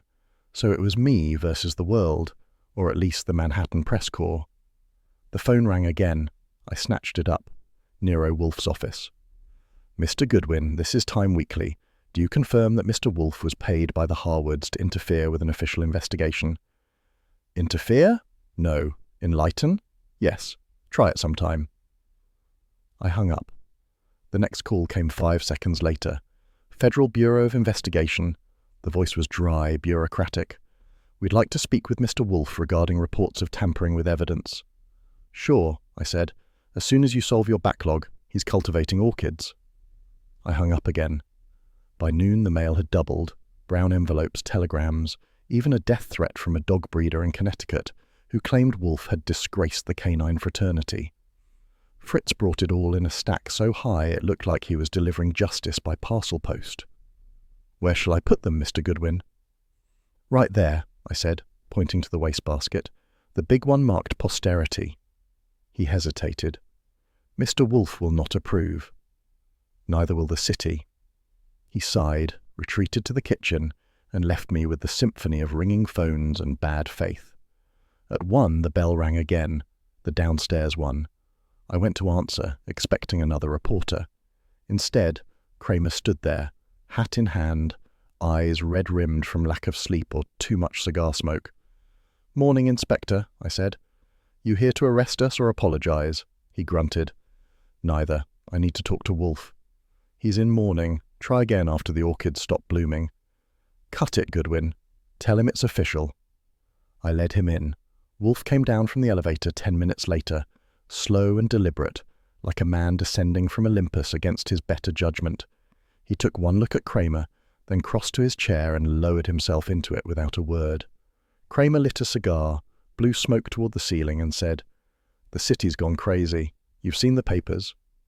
I have, Wolfe said dryly. A fine piece of fiction. You should be proud. I didn't write it, Kramer said. And for the record, I don't buy it. But the commissioner does. So does half the DA's office.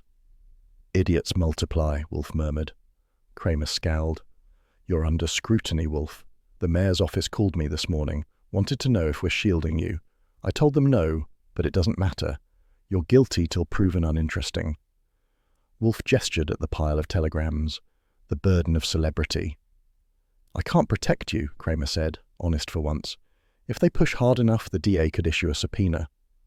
I tremble, Wolfe said. You should. You're losing allies fast. Even the Gazette's turning on you. That, Wolfe said sharply, was predictable. Mr. Cohen's loyalty extends as far as his readership. Kramer blew smoke. He still called me before it ran. Said to tell you he's sorry, but the editors wanted blood.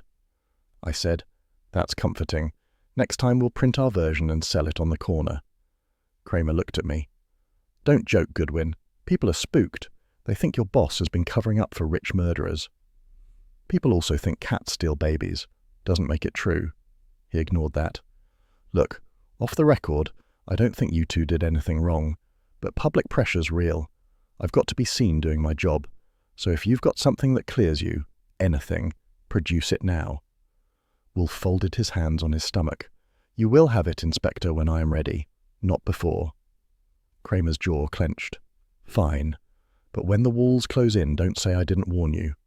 He turned toward the door, then stopped. One more thing. We found this near the kennel fence.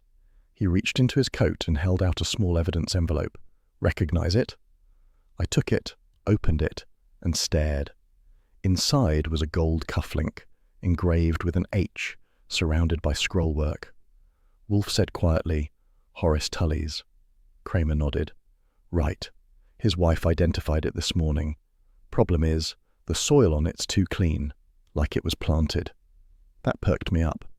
Planted by who? You tell me, Kramer said. You're supposed to be the smart ones. Wolfe's eyes narrowed. Inspector, do you imply? I don't imply anything. I'm telling you, this whole case stinks.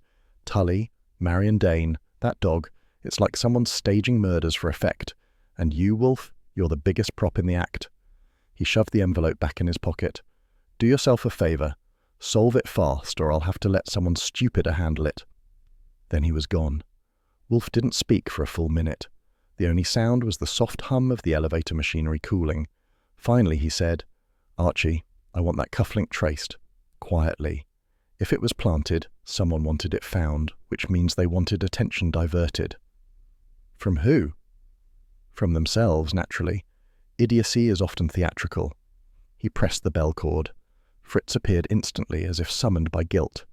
"Beer," Wolfe said curtly. "Yes, sir." While we waited, Wolfe leaned back and closed his eyes. I'd seen him angry before, but this was different, quieter, heavier, the kind of fury that doesn't burn out, but settles in for the season. When Fritz returned, Wolfe drank half the glass in one draught. "Archie," he said, "fetch Mr. Pantzer and Mr. Cather.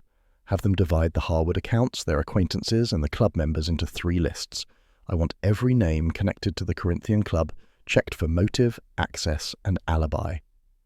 "That's a long list. Then begin immediately." He closed his eyes again.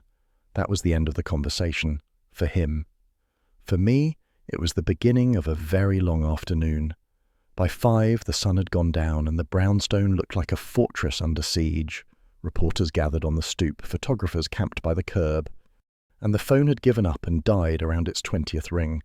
I'd taken to screening calls by hanging up faster. Saul came in around 7 with a fresh lead. Celia Harwood's brother, Carl Dennock, used to print certificates for the Corinthian club. He also forged breeding papers for Harwood's dogs. "That's our paper trail," I said. "Maybe," Saul said. "But he skipped town this morning." When I told Wolfe, he just grunted. Cowardice is informative. It confirms complicity. At 8 sharp, Fritz tried to serve dinner. Wolfe refused. Food would only mock me. That was when I knew things were serious. At 9, the phone rang again. Lon Cohen this time. "Archie, for God's sake, talk to me," Lon said. "I tried to kill the story, but they overrode me. Editorial said the Gazette can't be seen protecting private detectives during a scandal. Wolfe's name's radioactive." "I'll tell him," I said. "He loves bedtime stories." "Listen, Archie, off the record, I think he's getting framed. But you need to fix it fast. If there's no new angle by morning, they're pulling his column spot and closing the file." "Fine. Maybe we'll start our own paper." The Wolfe whistle, Lon sighed. "Be serious." "Can't. It's a moral defect." I hung up and sat there, staring at the pile of telegrams. Outside, the reporters' voices blurred into a hum, like distant bees. At 10, Wolfe finally descended from the plant rooms. His robe was loose, his face pale, but his eyes had the cold gleam that meant something had started ticking again in that mind of his. He looked around the office, at the papers, the mess, the shadows. "Mr. Goodwin," he said, "this house has become intolerably vulgar." "I agree," I said. "You could charge admission." He moved to the globe, spun it once, then stopped it with a finger. "Do you still have the cufflink?" Kramer took it. "Good. Let him. We no longer need it." That was all. No explanation, no elaboration. He just stood there, listening to the faint sound of shouting outside. Then, without looking at me, he said, "Archie, bring 2 glasses." I blinked. 2? "Yes, beer. I find my temper steadied by your insolence." That, coming from Wolfe, was the emotional equivalent of a kiss on the forehead. I went to the kitchen, fetched the glasses, and poured. We sat there in silence for a while, me thinking about Tully's cufflink and headlines, Wolfe staring into the amber foam as if it held civilization's last secret. Finally, he said, "Public opinion, Archie, is a weapon wielded by fools and feared by cowards. But the wise wait until the mob tires of its noise." "And in the meantime?" I asked. "In the meantime," he said softly, "we endure." He lifted his glass. "To endurance," I clinked it, "and to thick skins." Outside, the shouting faded, and for a moment the brownstone felt solid again. There's a special kind of silence in Wolfe's office right before he drops the curtain on a killer. It isn't peace, and it isn't tension. It's the hush of an executioner polishing the blade. At 7:50 that evening, the brownstone smelled of trout in cream sauce and Fritz's moral superiority. The dinner table gleamed under the lamps, the orchids overhead lending the faint perfume of innocence, which was ironic given the guest list. Celia Harwood sat nearest the door, eyes rimmed red and a silk scarf wound too tight for comfort. Her husband Jack sat beside her, jaw tight, nursing a drink like it was the only thing keeping him married. Across from them, Pete Malloy, the chauffeur, looked like he'd been sandpapered with nerves. Lon Cohen from the Gazette had the expression of a man who knew he shouldn't be there, but couldn't resist the front-page potential. And Inspector Kramer, hat on the radiator, cigar clenched between his teeth, looked ready to arrest the trout if it so much as twitched. I was standing behind Wolfe's chair, notebook in hand, pretending I was there for stenography instead of survival. Fritz entered, carrying the last platter. "The trout, Mr. Wolfe." "Excellent." Wolfe's voice rolled out like distant thunder. "Set it here." He waited until Fritz retreated and then surveyed his table.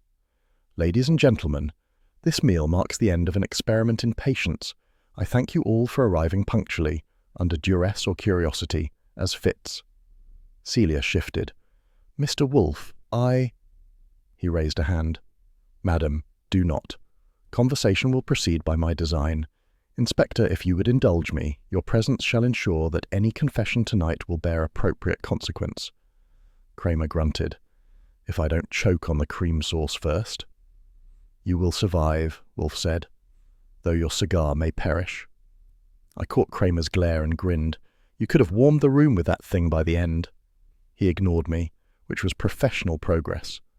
Wolfe speared a delicate forkful of trout, chewed and swallowed as though he were testing civilization's last hope. Then he began.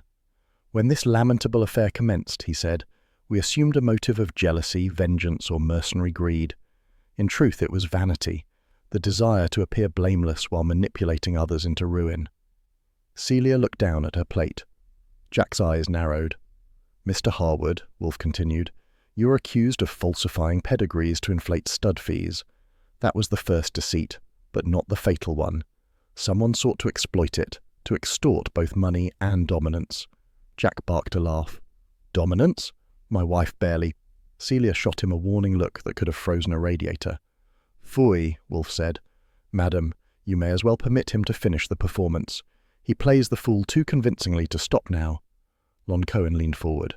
"Are we on the record?" "No," Wolfe said sharply. "This is a dinner, not a deposition, though you may dine on truth if you find it palatable." Kramer grunted again. "Get to it, Wolfe. You said you had proof." "I have more than proof. I have structure." Wolfe gestured with his napkin. "Mr. Goodwin, the ledger." I produced Marion Dane's breeding ledger from Wolfe's desk, the one we'd spent half the night analyzing. A thin, neat tear marred one page where a name had been removed. Wolfe tapped it. This ledger was not merely a record of transactions, it was a weapon. Miss Dane discovered falsified entries, breeding payments never made, and that one of them coincided with the recent insurance rider on Prince Hal. She confronted the perpetrator. For her trouble, she received poison. Jack shifted in his seat. "You're saying Marion was killed because of money?" "Money?" Wolfe's brows rose. "No, that would be too dull. The motive was insurance.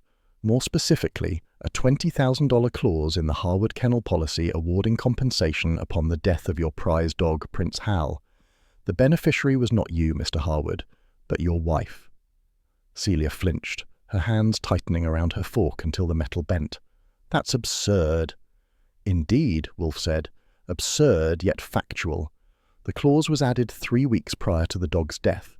The signature authorizing it was yours, Mrs. Harwood, traced, as our handwriting comparison confirms, from Marion Dane's own stationery. A forgery." A long silence followed. Only Kramer's cigar crackled. "That's a lie," Celia whispered. Wolfe's tone hardened. "I seldom lie. Marion discovered the forgery when she reviewed the kennel's accounts. She confronted you.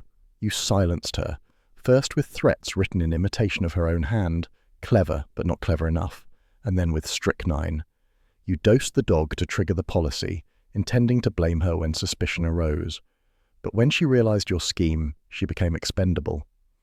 Jack's chair scraped as he stood. "That's insane. She couldn't—" "She did," Wolfe said simply.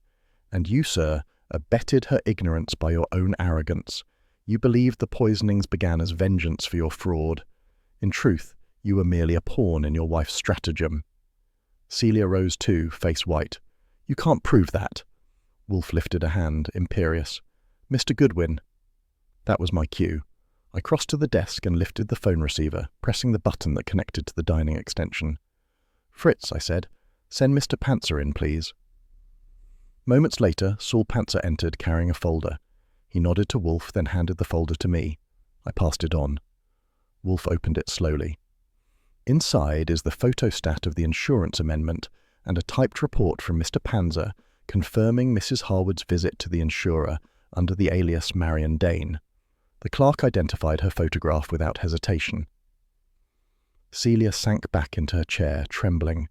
Jack turned on her. "Celia, you did this? You forged Marion's name? You—" "Quiet," Wolfe ordered. "Inspector, the forged threats were written on Mrs. Harwood's typewriter. The carbon was found this afternoon in a wastebasket at her Fifth Avenue apartment. Mr. Goodwin retrieved it, properly witnessed." Kramer exhaled smoke like a volcano finding religion. "So, that's it. Prince Hal dies, Marion figures it out, Celia kills her, and Tully gets shot trying to squeeze someone about it. Clean enough to hold water." "Not quite clean," Wolfe said. "Mrs. Harwood also manipulated her chauffeur, Mr. Malloy, into purchasing strychnine under a false prescription, signed by Marion's late father, Dr. Arthur Dane. A grotesque homage." Malloy half rose, sweating bullets. "She said it was for the dogs. I swear to God, I didn't know." "I believe you," Wolfe said. "Your intellect, sir, is insufficient for conspiracy." That earned a nervous snort from Lon Cohen. Kramer shot him a glare sharp enough to slice copy paper. "Wolfe," Kramer said, "you realize what this means. I'll need statements, signatures." "You shall have them," Wolfe said. "But permit me a moment more." He turned to Celia. "Madam, you may yet redeem yourself with honesty. Did you kill Marion yourself, or did you hire assistance?" Her lips parted. No sound came. Then quietly, I only wanted her to stop. She was ruining everything." Jack staggered back. "My God." "That will suffice," Wolfe said. Kramer rose. "Mrs. Harwood, you're under arrest." She didn't resist, just stared at Wolfe with the dazed horror of someone who'd finally met an intellect that didn't bend. While Kramer read her rights, Wolfe rang the bell cord. Fritz appeared with calm perfection, as if summonses for homicide were standard dinner procedure. "Remove the plates," Wolfe said softly, "and bring coffee." Kramer snapped the handcuffs and nodded toward the door. "Stebbins is downstairs. We'll book her at the precinct." "Good work, Wolfe. Damn it, I hate saying that." "Your honesty does you credit, Inspector," Wolfe said. "You have performed your function adequately." Kramer's mouth twitched. "Someday, I'm going to charge you rent for the satisfaction you get out of me." He led Celia out. Jack followed, pale as linen. Lon Cohen slipped after them, no doubt rehearsing the headline. Malloy mumbled something about quitting humanity and stumbled behind. When the door closed, the brownstone felt suddenly too large. Fritz cleared the table, leaving only Wolfe, me, and the ghost of scandal. Wolfe leaned back, eyes closed, fingers steepled. "Archie, sit." I did. "So, that's that." "Indeed." "She was slick," I said, almost had me feeling sorry for her. "She was ordinary," Wolfe said. "Vanity disguised as cleverness. A forgery of morality, if you will." "Nice line," I said. "Mind if I use it in my memoirs?" He didn't answer. Instead, he gestured at the phone. "Call Mr. Cohen. Tell him the Gazette will have its exclusive, on my terms. They will print the truth precisely as dictated." I picked up the receiver, then paused. "You're trusting me to handle your press relations? That's almost tender." Wolfe's eyes opened, glinting amusement. "Do not make me regret it. And, Archie, thank you." That was new. For what? For fetching the phone without instruction earlier. You anticipated me. "Yeah, well, I've had practice." "Then continue," he said. "It spares me the irritation of speech." Fritz returned with coffee and 2 chilled glasses. "There was some beer remaining, sir," he said apologetically. Wolfe nodded. "Pour it. My temper requires calibration." We drank in silence while the clock ticked toward 9. Outside, the city roared, but inside the brownstone the air settled back into its usual lazy precision. Finally, I said, "You know, if we keep solving murders over dinner, I'll need hazard pay." Wolfe sighed. "Nonsense. You thrive on peril. Now be quiet. I must digest, both the trout and the confession." He closed his eyes again. I leaned back, savouring the beer, and thought that maybe there were worse jobs than babysitting genius. There's nothing quite like the sound of peace in Nero Wolfe's brownstone, that rare, treacherous calm that settles in after a case has blown itself out like a thunderstorm. 2 days after Celia Harwood's breakdown, the brownstone had resumed its sacred rhythms. The orchids were back to their unhurried breathing. Fritz was humming over the silverware like a Swiss monk polishing his halo, and Wolfe was pretending that murder was a vulgar rumour that had happened to other people, preferably in another country. The noon light slanted through the yellow curtains of the office, mellow as butter on toast. My desk faced Wolfe's like a foot soldier posted opposite a throne, and between us lay the comforting barrier of routine. His copy of the Times, my copy of the Gazette, and one mutual agreement never to mention Kramer's cigar burns on the carpet. I folded the Gazette and gave it a tap. Front page again, boss. This time they got the headline right. Wolfe clears client in triple death mystery. Nice ring to it. Wolfe grunted without looking up from his book. The verb clears is inexact. I merely demonstrated that guilt resided where it was most probable. Yeah, well, the public likes verbs with bounce. Demonstrates guilt in probable locus doesn't sell papers. You'd bore the whole subway. His eyes flicked up, reproachful. Mr. Goodwin, I have no ambition to titillate commuters. You could have fooled me, I said. The last time you dined with Kramer present, you had more suspense in one sentence than the Strand managed in a decade. He sighed, set his book down, and reached for the bell cord. Your prattle, while rhythmic, impedes digestion. Fritz entered precisely on cue, a tray in hand. Coffee for Wolfe, ginger ale for me.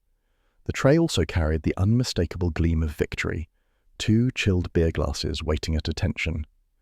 I thought you might be ready, sir, Fritz said, his accent turning sir into a minor sonata. The beer has been resting 10 minutes. Excellent, Wolfe said. Pour it, please. Fritz obeyed, each movement a sacrament. When he withdrew, Wolfe took a long draught, his eyelids fluttering shut in something close to prayer. I leaned back and said, You know, I was thinking, if the world ever learns your method, half the police force will have nervous breakdowns. He opened one eye. The world has no need of my method. It has police. Right, but they also have me. An unfortunate corollary, I grinned. Don't kid yourself. Without me, you'd be dictating to empty air and drinking warm beer. He made a noise somewhere between a sniff and a chuckle, which for Wolfe rated as affection.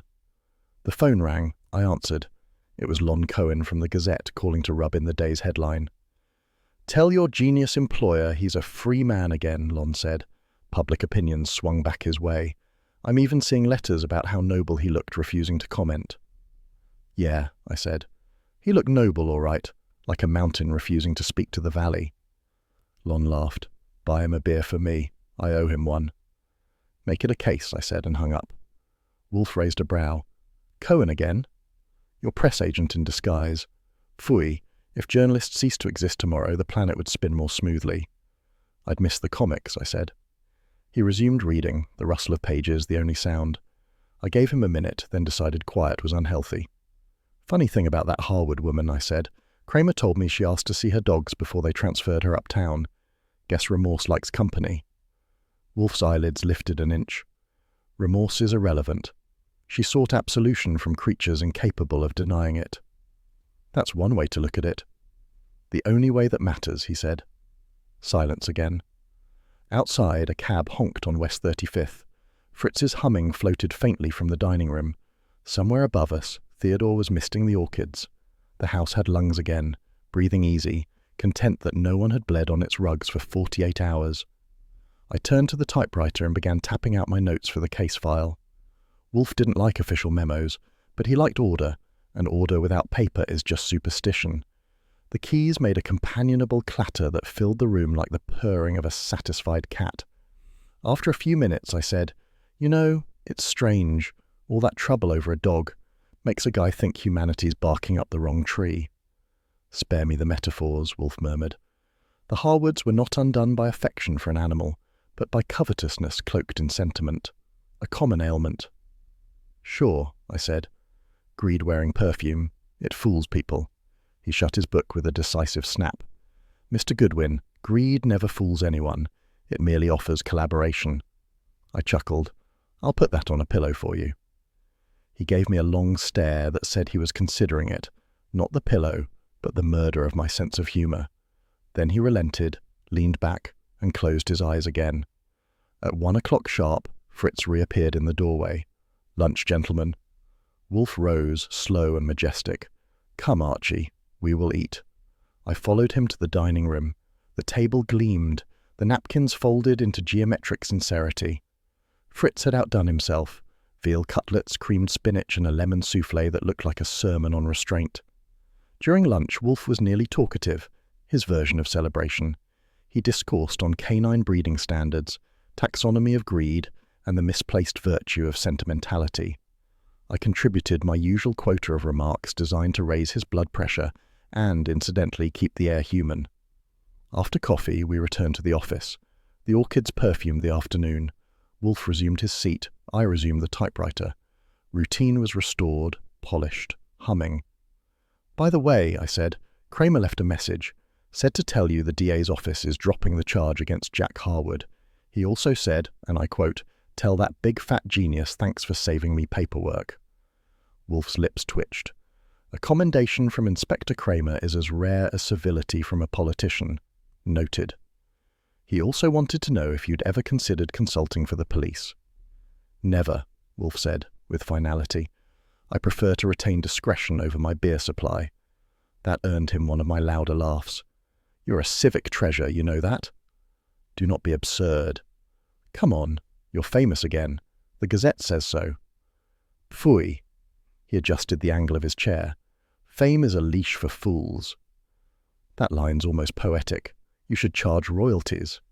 He scowled, but there was the faint gleam of amusement behind it. The afternoon drifted by in comfortable silence, punctuated by the tick of the wall clock and the distant clang of the city that had already moved on to its next scandal. Around 4, Wolfe stood, checked his watch, and announced, "Orchid time." I nodded. "Go breathe your flowers. I'll man the fort." As he disappeared into the elevator, I looked around the office. The worn Persian rug, the faint cigar stain Kramer would never live down, the desk lamp glowing against the brass edge of Wolfe's blotter. Order restored. The brownstone had survived another siege of humanity. When he came down again at 6, looking pacified by chlorophyll, he found me still at the typewriter, finishing the last line of my report. "Archie," he said, "you may file that tomorrow. For now, bring the beer." I fetched 2 glasses from the cooler and set them on the desk. "If you ever get tired of orchids, you could breed humans," I said. "Same feeding schedule, less barking." He gave me a look colder than January marble. "Phooey. Humanity, Mr. Goodwin, is a species I decline to cultivate." I raised my glass. "Then here's to selective breeding." He inclined his head. "To survival." We drank. The beer was perfect, the light mellow, the air filled with the soft clack of the typewriter as I started a fresh page. Because peace, like orchids, doesn't keep unless you tend it. Outside, Manhattan hummed its restless tune, but inside the brownstone everything was exactly as it should be. One genius, one wisecracker, and the faint, civilized sound of order earning its keep.